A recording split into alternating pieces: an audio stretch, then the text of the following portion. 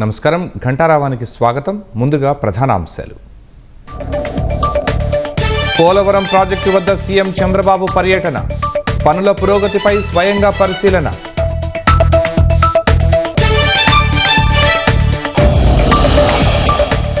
రాజధాని నిర్మాణానికి రెండో విడత భూ సమీకరణ, రైతుల నుంచి అంగీకార పత్రాలు స్వీకరించిన ప్రభుత్వం.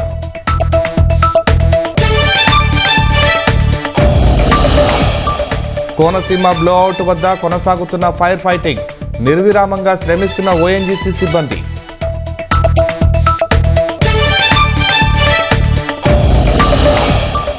వెనజువెలాలో పరిణామాలపై భారత్ ఆందోళన, ప్రజల శ్రేయస్సు భద్రతకు ప్రాధాన్యమివ్వాలన్న జయశంకర్.